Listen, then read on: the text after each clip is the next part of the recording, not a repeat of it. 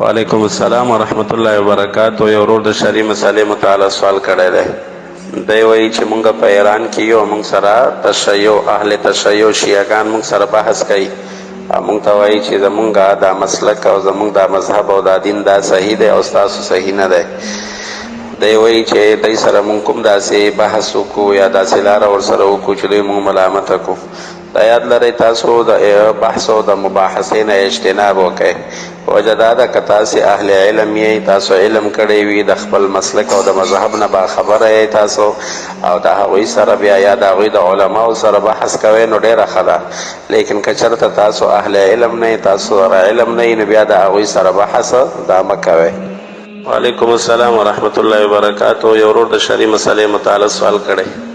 دی وایي چې یو کس څومره عمر پورې وي نو روژه دې نیسي او روژه پې فرض کیږي، او دی د 14 کالو په عمر دی. دی وایي دا 14 کلن روژه ونیسي او که نه. دا یاد لرئ زموږ د شریعت کتابونه د بلوغ دپاره، د بالغ کېدو دپاره یو حد ذکر کوي.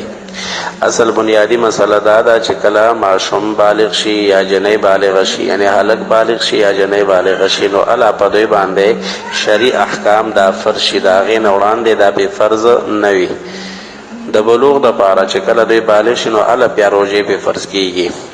د بلوغ دپاره حتی علما دا ذکر کوي که چېرته یو هلک هغه شیطان خطا کولو، شیطان تیریستو، غسل پې واوړېدو د جنابت یا یې انزال وشو، نو دی به بالغ متصور کیږي اگر که د 15 کالو نه عمر کم وي. دغه شان یوه جنۍ ده د 15 کالو نه عمر کم هم وي، خو چې حیض پې راغی، ماهواري پې راله یا حامله شوه د خاوند نه، نو دا به بالغ شمارل کیږي، نو روژې پې فرض دي.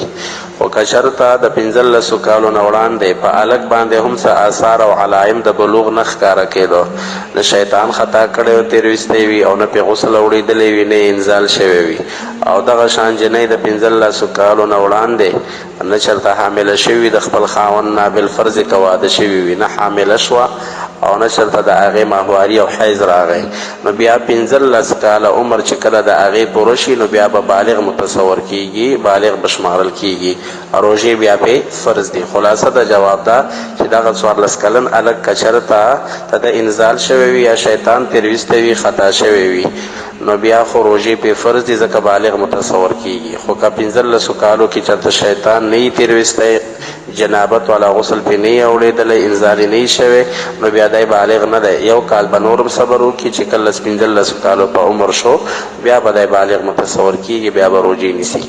وعلیکم السلام ورحمت الله وبرکاتہ. یو ورور د شرعي مسلې متعلق سوال کړی دی. دی وایي چې د زکات مصارف څوک دي، چا ته سړی زکات ورکولی شي. دا یاد لرئ قرآن کریم کې الله رب الکریم 8 قسمه خلق ذکر کړي دي، او په هغې 8 قسمونو کې 2 قسمه یا 2 طبقې خلق اوس هغې ته زکات نه ورکول کیږي. یو په هغې کې غلامان دي چې غلامانو وجود نشته دی چې سړی ورله زکات ورکړي، ځکه دا دور د غلامانو نه دی. او دویم مؤلفة القلوب، هغې ته د احنافو په نسبت باندې زکات به نه ورکول کیږي. وجه دا ده چې مؤلفة القلوب په هغه زمانه کې وو کافران، لیکن اسلام ته د مایله کولو دپاره چې اسلام سره مینه پیدا شي او اسلام ته مایله شي، اسلام راوړي، نو هغې ته به زکات ورکول کېدو. چونکې اوس د اسلام دبدبه او شوکت برحال دی، نو د دې وجې نه هغوی ته به زکات دا نه ورکول کیږي. د احنافو په نزد دا حکم منسوخ دی.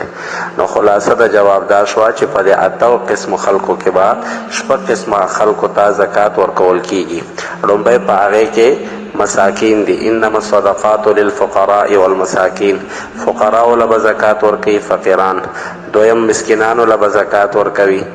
او دریم په هغې کې عاملین، عاملین دا هغه خلکو چې د زکات دپاره مقررو چې تاسو زکات او عشر را جمع کوئ. هغوی اگر که صاحب نصاب وي، لیکن د دغې زکات د پیسو نه هغوی ته ورکولی شي، ځکه هغوی مزدوري کړې، زکات یې را جمع کړی وي د خلکو نه، نو دوی ته هم زکات ورکولی شي. دا 3 قسمه خلک. څلورم پکې مقروض، هغه مقروض چې صاحب نصاب خو وي، لیکن بل طرف ته دومره قرضداری وي چې په دغې پیسو د قرض نه خلاصېدو، نو داسې کس ته هم زکات ورکولی شي. او پنځم فی سبیل الله، چې د الله په لاره کې وتي خلک وي، لکه مجاهدین دي، جهاد ته وتي دي، یا طلبه دي د علم طالبان دي، هغې ته هم زکات ورکول دا جایز دي او زکات ورکولی شي. او آخري په هغه شپږو کې هغه مسافر دی چې یو کس صاحب نصاب وي لیکن سفر ته وتی وي او هلته ورسره خرچه ختمه شوې وي پیسې ورسره نه وي او حاجتمند او ضرورتمند وي نو هغې کس ته هم زکات ورکولی شي نو دغه شپږو قسمو ته به سړی زکات ورکوي. وعلیکم السلام ورحمت الله وبرکاتو. یو ورور د شرعي مسلې متعلق سوال کړی دی وایي چې یو کس د مازدیګر لمونځ وکړي او د هغې نه پس غواړي چې 4 رکعته فرض قضا شوی د مازدیګر لمونځ راوګرځوي آیا شرعاً دا جایز ده او که نه؟ دا یاد لرئ د مازدیګر او د سحر لمانځه نه پس نفل کول دا منع دي نفل به نه کوي د احنافو د مسلک موافق ده. البته د سحر لمانځه نه پس که یو څوک قضا شوی لمونځ راګرځوي نو راګرځولی شي دغه شان د مازدیګر د لمانځه نه پس که قضایي لمونځ راګرځوي نو راګرځولی شي هېڅ قباحت پکې نشته دی. وعلیکم السلام ورحمت الله وبرکاتو. یو ورور د شرعي مسلې متعلق سوال کړی دی وایي چې یو کس امام پسې اقتدا وکړي او یو رکعت یې تیر شوی وي نو 3 رکعته خدای امام سره وکړي یو رکعت یې تیر شوی وي کله چې امام سلام واړوي دی پورته شي دی 2 رکعته نور وکړي نو د ده خو 5 رکعته شوه په کار خو دا وه چې د 1 رکعت وروستو کړی وی د امام د سلام اړولو نه پس چونکې د 2 رکعته کړي دي نو د ده 5 رکعته شوه آیا د ده لمونځ شوی دی او که نه؟ دا یاد لرئ د دغې مسلې شرعي جواب دا دی که چېرته دغه کس 2 رکعته چې وروستو یې کړي دي که په 4م رکعت باندې دی ناست وي او قاعده یې کړې وي او بیا د هغې نه پسې سجده سهوه هم کړې وي نو د ده لمونځ شوی دی. البته که چېرته په 4م رکعت باندې د ناسته نه یې کړي قاعده یې نه یې کړي او پورته شوی وي په 5م رکعت باندې دی ناست وي بیا د ده لمونځ نه دی شوی دی د لمونځ دوباره راوګرځوي. وعلیکم السلام ورحمت الله وبرکاتو. یو ورور د شرعي مسلې متعلق سوال کړی دی وایي چې د رزق د پراخۍ او کاروبار د ښه کولو دپاره کومه وظیفه د ساخت د لمانځه نه 10 پېرې وروستو د الله رب الکریم دا نوم یادوي یا باسطو یا باسطو یا باسطو یا باسط او دویم دا چې د هر لمانځه نه پس زیات دغه آیت کریمه وایي الله لطیف بعباده یرزق من یشاء وهو القوی العزیز. وعلیکم السلام ورحمت الله وبرکاتو. یو ورور د شرعي مسلې متعلق سوال کړی دی وایي چې ویښتان پرېښودل دا په 2 قسمه دي او کوم یو قسم دی چې هغه ناروا دي؟ دا یاد لرئ د رسول الله صلی الله علیه وسلم نه دعا نقل ده د هغه چا دپاره چې څوک سر کلوي رحم الله المحلقین الله دې وبخي هغه کسان چې څوک سرونه کلوي. البته نبی کریم صلی الله علیه وسلم ویښتان پریښي دي 3 قسمه روایاتو کې راځي 3 قسمه یو ته وفره ویلی شي بل ته لمه ویلی شي او بل ته جمه ویلی شي. دا 3 قسمه ویښتان د نبی کریم صلی الله علیه وسلم ړومبی وفره دا هغه ویښتانو ته ویلی شي چې د غوږونو د نرمې حصې ته راورسي د غوږونو د نرمې حصې ته لاندې چې کومه ځوړنده ده دغې حصې ته چې راورسي دې ته وفره ویلی شي. او دویم په اوږو باندې چې لګي او اوږو سره د ویښتانو څوکې لګي هغې ته جمه ویلی شي چې په اوږو باندې د ویښتانو سرونه لګي او چې د دواړو په منځ کې وي د غوږونو نه لږ لاندې وي خو لا اوږو ته نه رسېدلي هغې ته لمه وایي لمه.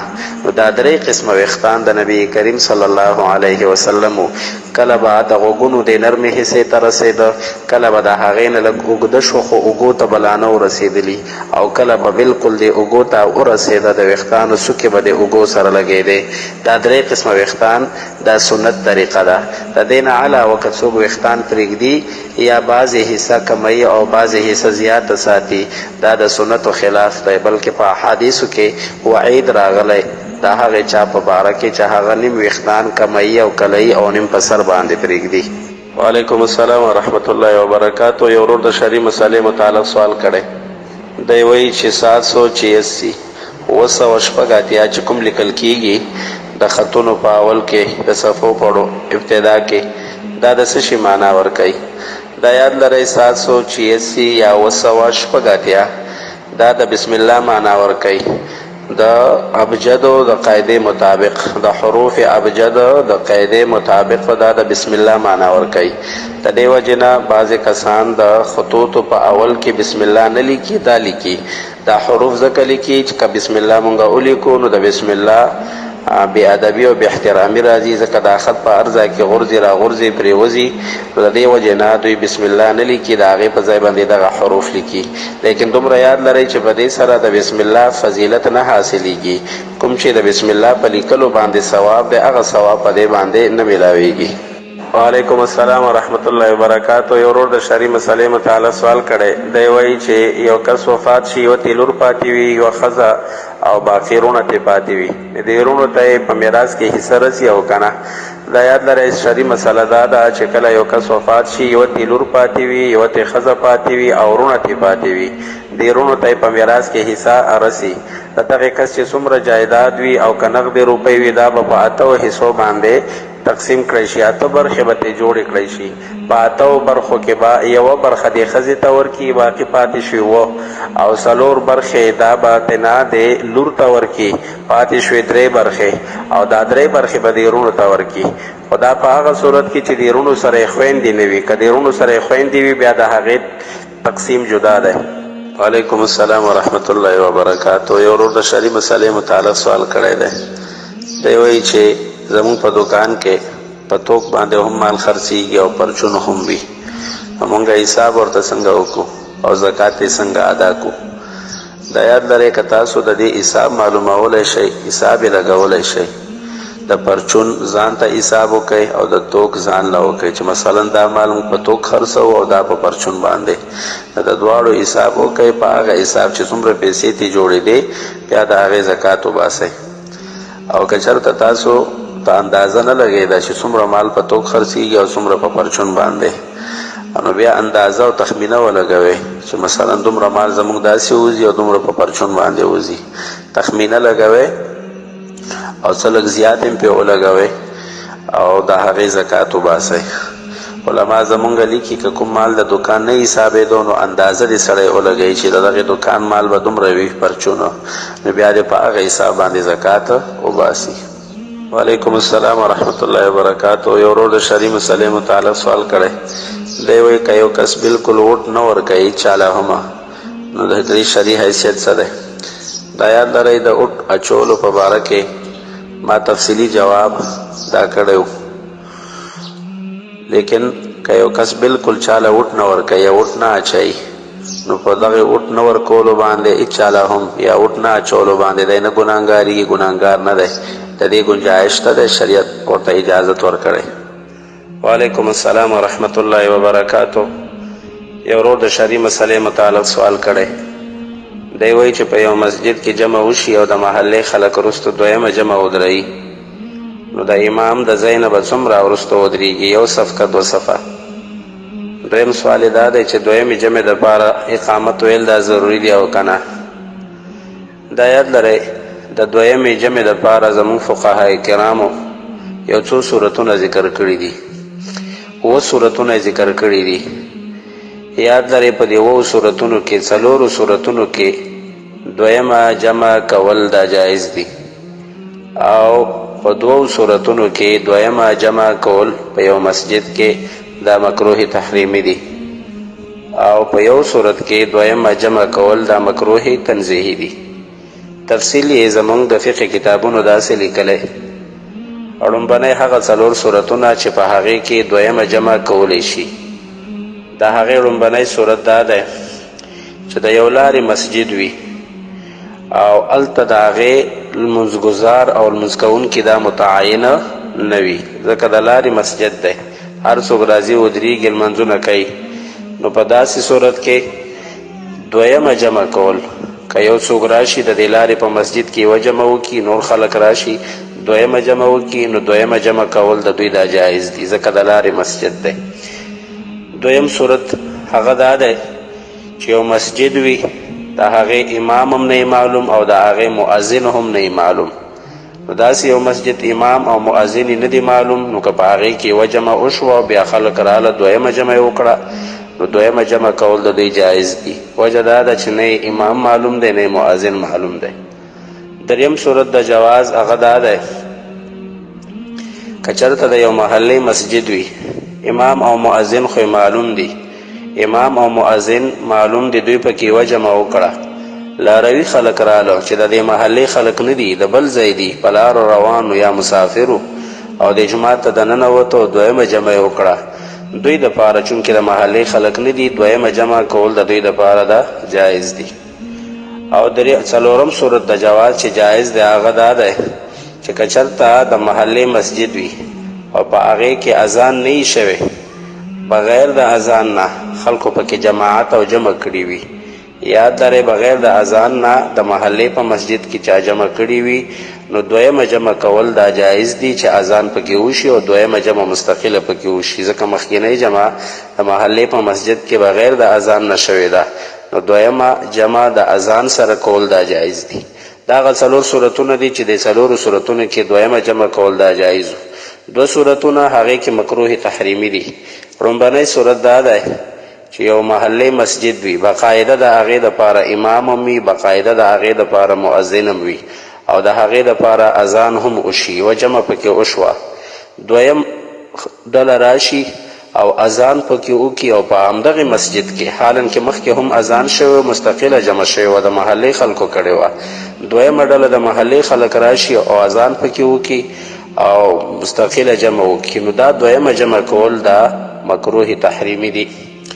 دویم صورت د مکروه تحریمي علما لیکي چې که چېرته محله کې باقاعده جمع شوې ده په خپل ټایم باندې او دویمه جمع پکې وشي، لیکن د هغې دپاره خو اذان ونشي، لیکن په هغه ځای کې چې لومبنی امام په کوم محراب کې یا په کوم ځای کې ولاړ وي، په هغه ځای کې دا دویم امام هم ودرېږي او دویمه جمع وکړي د محلې خلک، نو دا دویمه جمع کول د امام په ځای کې ودرېدل اگر چې اذان یې نه دی کړی، دا دویمه جمع کول د امام په ځای کې ودرېدل دا هم مکروه تحریمي دي. دا دوه صورتونه فقهاو لیکلي چې مکروه تحریمي دي. اووم صورت هغه چې په هغې کې مکروه تنزیهي دی، هغه دی چې د محلې مسجد وي، امام او مؤذن هر څه معلوم دي جمع شوې ده، لیکن بغیر د اذان نه دویم جمع راشي، دویم خلک راشي په دغې مسجد کې جمع ودرئ، د محلې خلک وي، اذان خو ونه کي، لیکن د امام په ځای کې هم ونه درېږي، د امام د ځای نه وروسته ودرېږي، اذان هم ونه کو، د دغې خلکو دا دویمه جمع کول دا مکروه تنزیهي دي. خلاصه د جواب دا چې د محلې خلک وي او د امام د ځای نه وروسته ودرېږي، دا جمع هم مکروه تنزیهي ده اگر چې وردپاره مستقل اذان ونه شي. د سائل دویم سوال جواب ده چې دی وایي چې کله په یو مسجد کې دویمه جمع کیږي د هغې دپاره اقامت ویل دا پکار دی او که نه، او زموږ فقهای کرام لیکي چې د هغې دپاره اقامت ویله دا پکار دی، اقامت به وایي. وعلیکم السلام ورحمت الله وبرکاتو. یو ورور د شرعي مسلې متعلق سوال کړی، دی وایي چې ویښتان پرېښودل دا په څو قسمه دي او کوم یو قسم دی چې هغه ناروا دي. دا یاد لرئ د رسول الله صلی الله علیه وسلم نه دعا نقل ده د هغه چا دپاره چې څوک سر کلوي، رحم الله المحلقین، الله دې وبخي هغه کسان چې څوک سرونه کلوي. البته نبی کریم صلی الله علیه وسلم ویښتان پریښي دي، درې قسمه روایاتو کې راځي، درې قسمه، یو ته وفره ویلی شي، بل ته لمه ویلی شي او بل ته جمه ویلی شي. دا درې قسمه ویښتان د نبی کریم صلی الله علیه وسلم. لومبی وفره دا هغه ویښتانو ته ویلی شي چې د غوږونو د نرمې حصې ته راورسي، د غوږونو د نرمې حصې ته لاندې چې کومه ځوړنده ده دغې حصې ته چې راورسي دې ته وفره ویلی شي. او دویم په اوږو باندې چې لګي او اوږو سره د ویښتانو څوکې لګي هغې ته جمه ویلی شي چې په اوږو باندې د ویښتانو سرونه لګي، او چې د دواړو په منځ کې وي، د غوږونو نه لږ لاندې وي خو لا اوږو ته نه رسېدلي، هغې ته لمه وایي، لمه. نو دا درې قسمه ویښتان د نبی کریم صلی الله علیه وسلم، کله به د غوږونو د نرمې حصې ته رسېده، کله به د هغې نه لږ اوږده شو خو اوږو ته به لا نه ورسېدلي، او کله به بلکل د اوږو ته ورسېده، د ویښتانو څوکې به د اوږو سره لګېدې. دا درې قسمه ویښتان دا سنت طریقه ده. د دې نه علاوه که څوک ویښتان پرېږدي یا بعضې حصه کموي او بعضې حصه زیاته ساتي، دا د سنتو خلاف دی، بلکې په احادیثو کې وعید راغلی د هغې چا په باره کې چې هغه نیم ویښتان کموي او کلوي او نیم په سر باندې پرېږدي. وعلیکم السلام ورحمت الله وبرکاتو. یو ورور د شرعي مسلې متعلق سوال کړی. دی وایي چې کومه دعا ذکر ده او د هغې فضیلت بیان شو چې ولا حول ولا قوة الا بالله. دی سوال دا کوي چې د دې نه علاوه نور هم ورسره څه اضافه شته دی او که نشته دی. دا یاد لرئ احادیث او روایاتو کې تر همدغې ځایه پورې ذکر دی لا حول ولا قوة الا بالله. دې ته خزانه ویل شوې ده د جنت د خزانو نه. سید الکائنات صلی الله علیه وسلم یو صحابي ته وایي زه تا ته ونه ښایم خزانه د خزانو د جنت نه، او بیا ورته همدا کلمات ښیي لا حول ولا قوة الا بالله. البته بعضو روایاتو کې ورسره څه اضافه نوره هم شته دی. هغه دا ده چې لا حول ولا قوة الا بالله ولا منجأ من الله الا الیه ولا منجأ من الله الا الیه. بعض روایاتو کې ورسره همدغه اضافه ده او په هغې کې دا هم دي چې الله رب الکریم به د ده نه او یا دروازې د ضرر دا ترېنه لرې کړي چې ادنا پکې فقر دی، یعنی دغه او یا قسمه ضررونه به خدای ترې لرې کړي چې هغه ادنا هغه فقر او غربت او غریبي ده هغه هم ترې الله رب الکریم لرې کړي. وعلیکم السلام ورحمت الله وبرکاتو. یو ورور د شرعي مسلې متعلق سوال کړی. دی وایي چې کومه دعا تاسو ویلې وه الحمدلله حمدا کثیرا طیبا مبارکا فیه، دا تر همدغې ځایه پورې ده که د دې نه مخکې زیاته نوره هم شته دی. دا یاد لرئ بعضې روایاتو کې تر همدغې ځایه پورې ذکر ده الحمدلله حمدا کثیرا طیبا مبارکا فیه. بعض روایاتو کې ورسره اضافه هم شته دی کما یحب ربنا ویرضا، دغه زیاتوالی ورسره شته کما یحب ربنا ویرضا. البته چې کله ډوډۍ نه فارغ شي نو د هغې نه پس چې کومه دعا په روایاتو او حدیثو کې ذکر ده هغې کې ورسره لږ نوره اضافه ده الحمدلله حمدا کثیرا طیبا مبارکا فیه غیر مکفی ولا مودع ولا مستغنا عنه ربنا. هلته بیا دا اضافه ورسره ده. وعلیکم السلام ورحمت الله وبرکاتو. یو ورور د شرعي مسلې متعلق سوال کړی. دی وایي چې یو کس د مازدیګر لمونځ وکړي او د هغې نه پس غواړي چې 4 رکعته فرض قضا شوی د مازدیګر لمونځ راوګرځوي، آیا شرعاً دا جایز ده او که نه؟ دا یاد لرئ د مازدیګر او د سحر لمانځه نه پس نفل کول دا منع دي، نفل به نه کوي د احنافو د مسلک موافقه. البته د سحر لمانځه نه پس که یو څوک قضا شوی لمونځ راګرځوي نو راګرځولی شي. دغه شان د مازدیګر د لمانځه نه پس که قضایي لمونځ راګرځوي نو راګرځولی شي، هېڅ قباحت پکې نشته دی. وعلیکم السلام ورحمت الله وبرکاتو. یو ورور د شرعي مسلې متعلق سوال کړی. دی وایي چې یو کس امام پسې اقتدا وکړي او یو رکعت یې تیر شوی وي نو 3 رکعته خدای امام سره وکړي، یو رکعت یې تیر شوی وي. کله چې امام سلام واړوي دی پورته شي دی 2 رکعته نور وکړي نو د ده خو 5 رکعته شوه.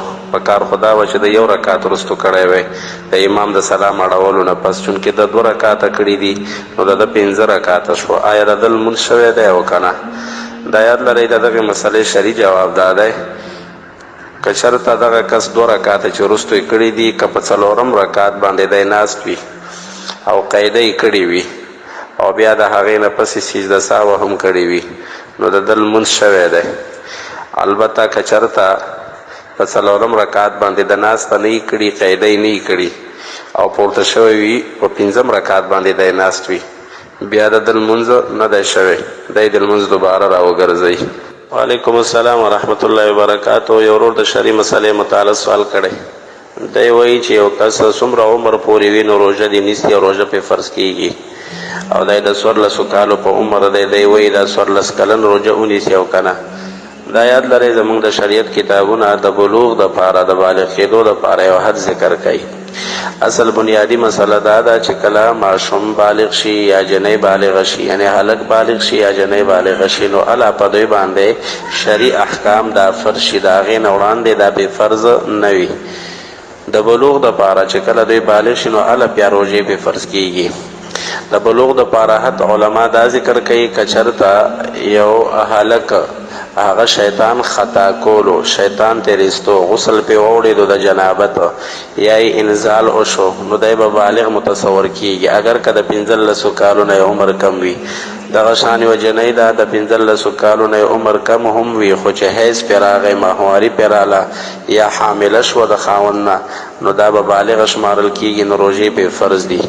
خو که چېرته د 15 کالو نه وړاندې په هلک باندې هم څه آثار او علائم د بلوغ نه ښکاره کېدو، نه شیطان خطا کړی او تېرویستی وي او نه پې غسل اوړېدلی وي، نه انزال شوی وي.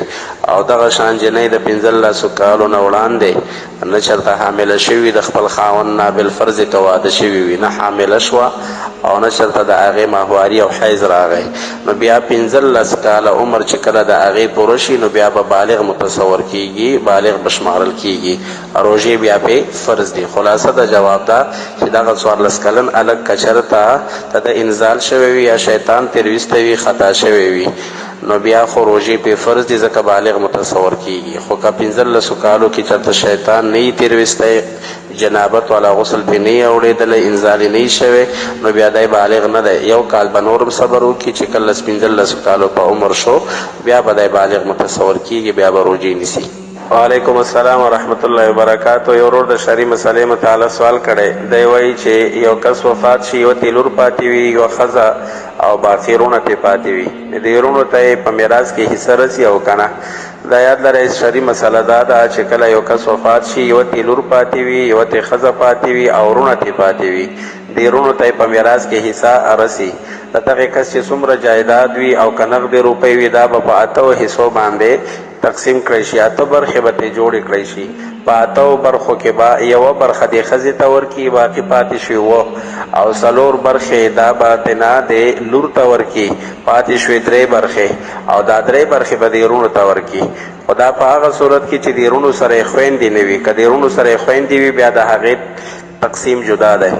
وعلیکم السلام ورحمت الله وبرکاتو. یو ورور د شرعي مسلې متعلق سوال کړی دی، وایي چې 786 980 چې کوم لیکل کیږي د خطونو په اول کې د صفو په ابتدا کې، دا د څه شي معنا ورکوي؟ دا یاد لرئ 786 یا 980 دا د بسم الله معنا ورکوي، د ابجدو د قاعدې مطابق، د حروف ابجد د قاعدې مطابق دا د بسم الله معنا ورکوي. د دې وجې نه بعضې کسان د خطوطو په اول کې بسم الله نه لیکي، دا لیکي، دا حروف ځکه لیکي چې که بسم الله مونږ ولیکو نو د بسم الله بې ادبي او بې احترامي راځي، ځکه دا خط په هر ځای کې غورځي را غورځي پرېوځي، نو د دې وجې نه دوی بسم الله نه لیکي، د هغې په ځای باندې دغه حروف لیکي. لیکن دومره یاد لرئ چې په دې سره د بسم الله فضیلت نه حاصلېږي، کوم چې د بسم الله په لیکلو باندې ثواب دی، هغه ثواب په دې باندې نه میلاویږي. وعلیکم السلام ورحمت الله وبرکاتو. یو ورور د شرعي مسلې متعلق سوال کړی دی، دی وایي چې د زکات مصارف څوک دي، چا ته سړی زکات ورکولی شي؟ دا یاد لرئ قرآن کریم کې الله رب الکریم 8 قسمه خلق ذکر کړي دي، او په هغې 8 قسمونو کې 2 قسمه یا 2 طبقې خلق اوس هغې ته زکات نه ورکول کیږي. یو په هغې کې غلامان دي چې غلامانو وجود نشته دی چې سړی ورله زکات ورکړي، ځکه دا دور د غلامانو نه دی. او دویم مؤلفة القلوب، هغې ته د احنافو په نسبت باندې زکات به نه ورکول کیږي. وجه دا ده چې مؤلفة القلوب په هغه زمانه کې وو کافران، لیکن اسلام ته د مایله کولو دپاره چې اسلام سره مینه پیدا شي او اسلام ته مایله شي، اسلام راوړي، نو هغې ته به زکات ورکول کېدو. چونکې اوس د اسلام دبدبه او شوکت برحال دی، نو د دې وجې نه هغوی ته به زکات دا نه ورکول کیږي. د احنافو په نزد دا حکم منسوخ دی. نو خلاصه د جواب دا شوه چې په دې 8 قسمو خلکو کې به 6 قسمه خلکو ته زکات ورکول کیږي. لومبی په هغې کې مساکین دي، انما الصدقات للفقراء والمساکین، فقراو له به زکات ورکوي، فقیران. دویم مسکینانو له به زکات ورکوي، او دریم په هغې کې عاملین، عاملین دا هغه خلکو چې د زکات دپاره مقررو چې تاسو زکات او عشر راجمع کوئ هغوی اگر که صاحب نصاب وي لیکن د دغې زکات د پیسو نه هغوی ته ورکولی شي ځکه هغوی مزدوري کړې زکات یې راجمع کړی وي د خلکو نه نو دوی ته هم زکات ورکولی شي دا درې قسمه خلک څلورم پکې مقروض هغه مقروض چې صاحب نصاب خو وي لیکن بل طرف ته دومره قرضداری وي چې په دغې پیسو د ده قرض نه خلاصېدو نو داسې کس ته هم زکات ورکولی شي او پنځم فی سبیل الله چې د الله په لاره کې وتي خلک وي لکه مجاهدین دي جهاد ته وتي دي یا طلبه دي د علم طالبان دي هغې ته هم زکات ورکول دا جایز دي او زکات ورکولی شي او آخري په هغې شپږو کې هغه مسافر دی چې یو کس صاحب نصاب وي لیکن سفر ته وتی وي او هلته ورسره خرچه ختمه شوې وي پیسې ورسره نه وي او حاجتمند او ضرورتمند وي نو هغې کس ته هم زکات ورکولی شي نو دغې شپږو قسمو ته به سړی زکات ورکوي. وعلیکم السلام ورحمت الله وبرکاتو. یو ورور د شرعي مسلې متعلق سوال کړی دی. دی وایي چې زموږ په دکان کې په توک باندې هم مال خرڅېږي او پرچون هم وي نو مونږ حساب ورته څنګه وکړو او زکات یې څنګه ادا کړو؟ دا یاد لرئ که تاسو د دې حساب معلومولی شئ حساب یې لګولی شئ د پرچون ځان ته حساب وکئ او د توک ځان له وکئ چې مثلا دا مال موږ په توک خرڅوو او دا په پرچون باندې د دواړو حساب وکئ په هغه حساب چې څومره پیسې ترې جوړېدې بیا د هغې زکات وباسئ او که چېرته تاسو ته اندازه نه لګېده چې څومره مال په توک خرڅېږي او څومره په پرچون باندې نو بیا اندازه او تخمینه ولګوئ چې مثلا دومره مال زموږ داسې وځي او دومره په پرچون باندې وځي تخمینه لګوئ او څه لږ زیات هم پرې ولګوئ او د هغې زکات وباسئ. علما زمونږ لیکي که کوم مال د دکان نه حسابېدو نو اندازه دې سړی ولګوي چې د دغې دکان مال به دومره وي پرچونه نو بیا دې په هغه حساب باندې زکات وباسي. وعلیکم السلام ورحمت الله وبرکاتو. یو ورور د شرعي مسلې متعلق سوال کړی دی. وایي چې بهر ملکونو کې لوبیانو ته خلک جامې وړي او په هغې کې د مسلمانانو جامې هم مشینونو کې اچوي او د غیر مسلمو هم اچوي. دی سوال دا کوي چې په دې سره دا جامې پاکیږي او که نه؟ دا یاد لرئ د دې درې صورتونه فقها ذکر کوي. یو صورت دا دی که چېرته د خلکو ته دا پته وي چې دا دوبي جامې پاکوي او ولو که دواړه په یو مشین کې هم اچوي خو د طهارت خیال ساتي تر هغې پورې اینځي چې پاکې شي نو بیا داسې دوبي ته تاسو کپړې وړی شئ دغه جامې پاکیږي او په هغې کې تاسو لمونځ هم کولی شئ.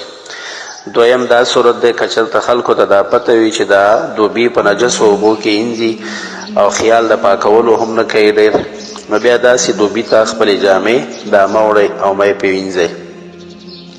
دریم صورت چې فقهاو لیکلی هغه دا دی چې دا علم ورته نه وي خو لیکن هسې شک کوي دوی اشتباه کوي دوی د دې وجې چې دلته خو مسلمانان هم کپړې راوړي او جامې راوړي او غیر مسلم هم راوړي دواړه په یو مشین کې اچوي شک او اشتباه کې وي دا کسان چې دا به اوس پاکوي او که به یې نه پاکوي.